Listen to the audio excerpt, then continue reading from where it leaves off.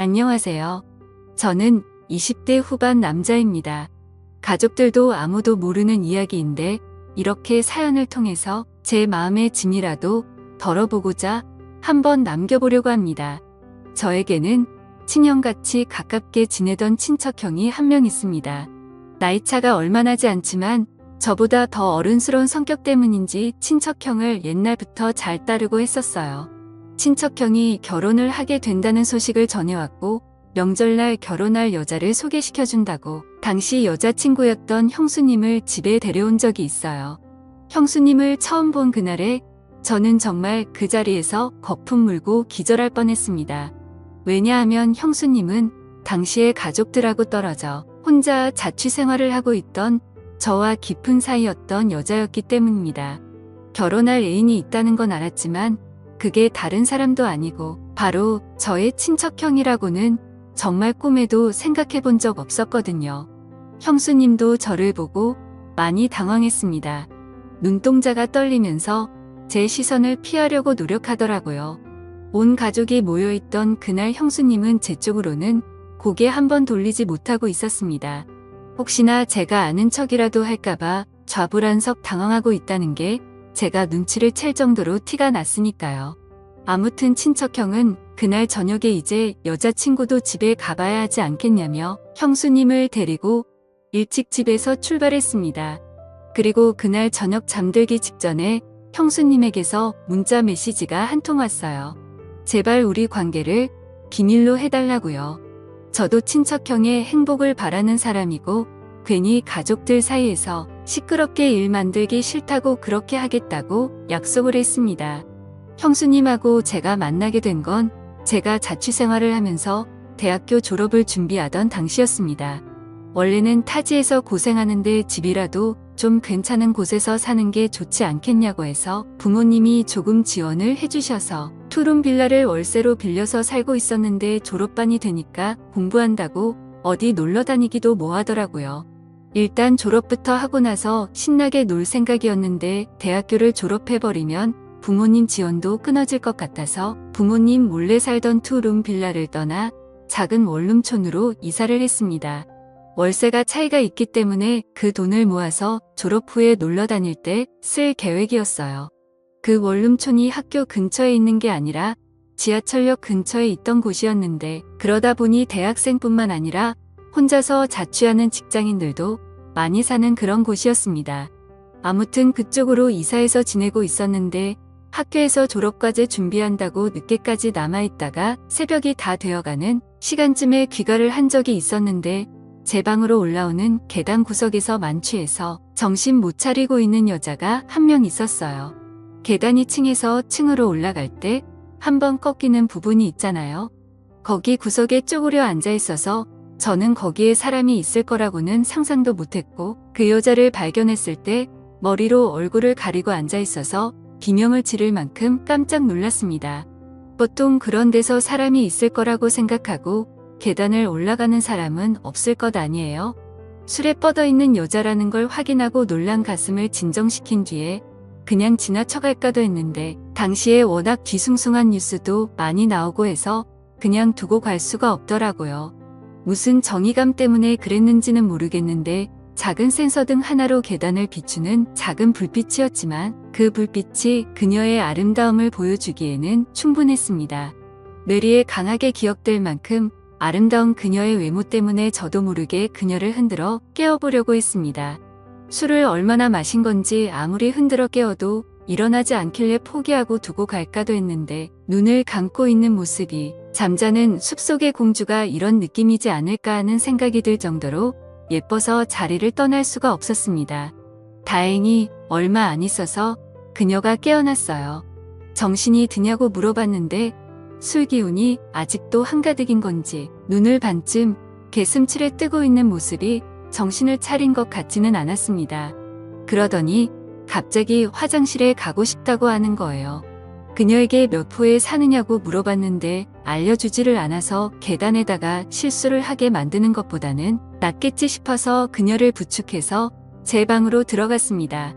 한참이 지났는데도 물 내리는 소리도 들리지 않고 화장실 문 너머 안쪽은 쥐죽은 듯이 조용하더라고요. 무슨 일이 있나 걱정이 되어서 조심조심 문을 열어서 안쪽을 살펴봤는데 다행히 별일은 아니었고 화장실을 가고 싶다던 그녀는 그냥 화장실에서 다시 잠에 들어 있었습니다. 원룸인데 화장실이 커봐야 얼마나 크겠어요. 그 좁아터진 화장실에 낑겨 있는 것처럼 옹색하게 잠든 모습을 보니 잠이라도 편하게 재워야겠다는 생각에 다시 그녀를 들쳐 업고 나와서 그녀를 제 침대에 눕혔습니다. 덕분에 침대까지 빼앗겨버려서 저는 차가운 바닥에서 잠을 청해야 했어요. 다음날 아침이 되고 나서 아주 한바탕 난리가 났습니다.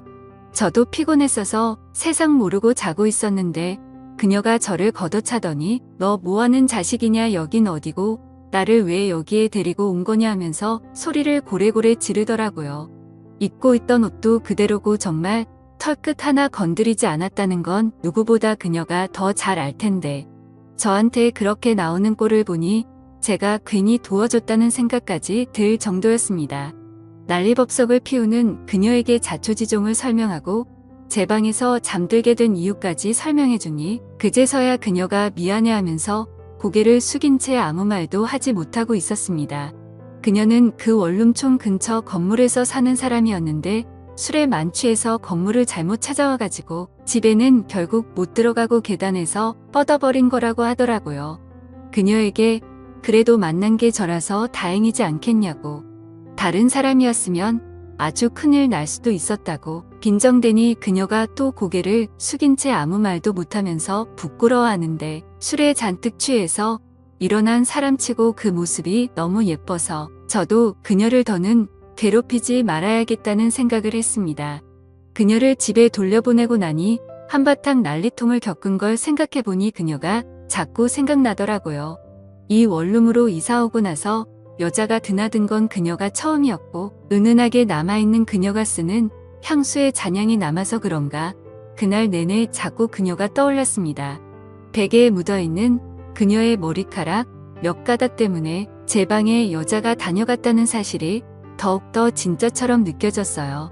그리고 그 다음 날도 학교에서 밤늦게까지 있다가 집에 들어왔는데 이번에도 그녀가 계단에서 앉아있더라고요.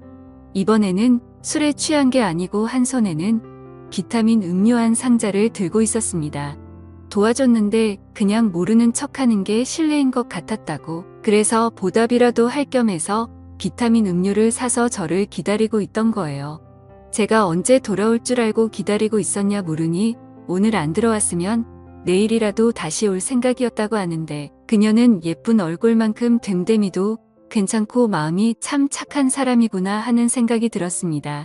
그런데 그날 있던 일이나 사과의 문제가 아니고 이미 처음 만난 그때부터 그녀와 저는 서로에게 강하게 끌렸던 것 같습니다.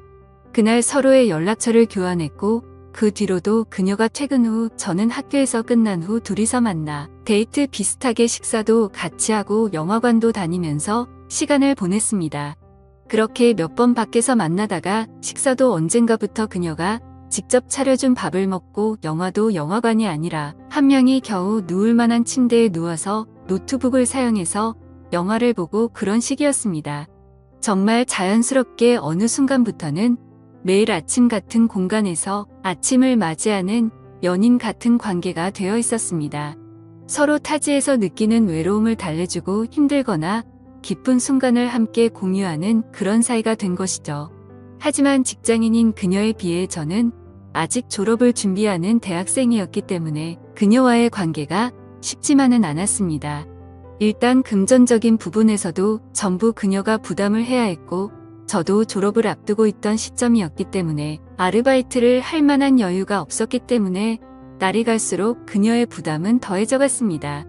심지어 제가 졸업 후에도 계속 자취를 하고 있었는데 제 전공 과목으로는 취직이 당시에 엄청 어려운 상황이었어서 제가 졸업한 이후에도 그녀에게 금전적인 부담은 계속되게 되었습니다. 그녀도 사실 타지에서 올라와서 돈 아끼며 모을 생각으로 이 좁아터진 원룸 생활을 하고 있던 것이었기 때문에 그녀에게도 저와의 관계가 쉽지만은 않았을 겁니다. 그녀와 저는 정말 첫눈에 강하게 끌려 불같이 사랑했지만 그때 당시의 현실의 벽을 이겨낼 방법은 전혀 보이질 않았고 결국 자격지심에 찌든 저와 현실의 벽에 부딪힌 그녀는 서로가 행복하게 잘 지냈으면 좋겠다는 합의와의 이별을 하게 되었습니다. 마침 그녀에게 좋은 관계로 만나는 사람이 생길 것 같다고 이제 우리는 여기서 그만하는 게 어떠냐고 하는 말에 저는 질투심 때문인지 그녀에게 아무한테나 그렇게 마음 막 쉽게 주는 여자였냐고 심한 말을 하면서 마지막은 좋지 못하게 헤어지게 되었습니다. 그래도 같은 원룸촌에 살아서 그런지 마주치기 싫어도 마주치는 날이 생기더라고요. 밤늦게 집에 들어가는데 그녀가 어떤 남자와 나란히 서서 걸어가는 모습을 보고 저도 그녀를 놓아주기로 생각했고 이 원룸촌에서 지내는 것보다 본가로 돌아가는 게 낫지 않겠냐 하는 생각이 들어 원룸 생활도 정리하고 고향으로 돌아왔습니다. 그리고 그때 그녀와 같이 걷고 있던 그 남자가 제 친척형이었다는 사실은 당연히 알 턱이 없었죠. 그녀와 다시 만났을 때 그녀는 제가 친형처럼 따르는 친척형의 아내가 되는 저에게는 형수님이 될 사람이 되어 있었어요. 오랜만에 만난 그녀는 예전보다 훨씬 아름다웠습니다. 제가 좋아했던 긴 머리 집중할 때 개슴츠레 뜨는 눈. 여전히 그녀는 그녀였습니다. 친척형과의 결혼식장에서 세상에서 가장 아름다운 그녀를 눈앞에 마주했을 때 그때부터 저는 가족 모임에 일절 참석하지 않게 되었습니다. 형수님이 된 그녀를 마주칠 용기가 나질 않았기 때문입니다. 그렇게 몇 년의 시간이 흐른 뒤 저도 결국 원하던 직장에 취직하게 되었고 다시 원룸 생활을 시작하게 되었습니다. 그리고 그녀를 처음 만난 그때처럼 형수님을 제가 사는 원룸 계단 앞에서 다시 만나게 되었습니다. 그때처럼 술에 취한 채 형수님은 제가 혼자 살던 그 집 앞에서 저를 기다리고 있더군요. 형수님이 저를 찾아온 이유가 궁금했지만 저는 아직도 질투심에 사로잡혀 있었습니다. 가정이 있으신 분이 여기까지는 웬일이냐며 빈정대고 그녀를 무시했죠. 형수님은 제 말이 끝나자마자 눈물을 글썽이면서 자기한테 이러지 말라고 울기 시작하더라고요. 형수님은 저와 그렇게 헤어지고 나서 저를 잊은 적이 없다고. 이제 와서 생각해보니 제 친척형에게 끌린 것도 어딘가 묘하게 저와 닮아있는 모습 때문이었던 것 같다고 말하며 결혼 전부터 결혼 후에도 저를 잊은 적이 없다고 하더라고요. 친척형이 제 대신이 될 거라 믿었지만 제 친척형은 친척형일 뿐 제가 아닌 걸 알았다고요. 저는 형수님에게 나도 형수님도 그대로지만 가장 크게 달라진 게 있지 않느냐. 이러면 안 되는 거 우리 서로 알고 있는데 이러지 말자고 한마디 했어요. 친척형이 알면 안 되지 않냐고 물으니 친척형이 현재 출장 중이라는 소식을 말해왔고 형수님도 저를 용기 내서 찾아온 거라고 말하더라고요.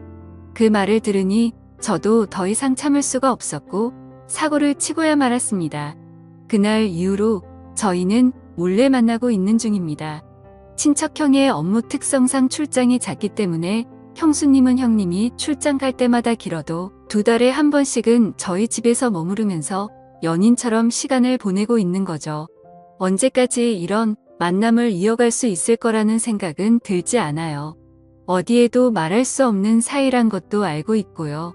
하지만 시간이 허락하는 한 상황이 허락하는 한 오랫동안 저를 마음에 품어온 그녀와 그녀를 오랫동안 마음속에 품어온 제가 서로의 마음을 확인하는 이 관계를 유지할 생각입니다. 언제가 될지는 모르지만 나중에는 가족들에게도 이 사실을 알려야 할 시간이 올 수도 있지 않을까 걱정도 되네요. 지금까지 제 사연을 읽어주셔서 감사합니다.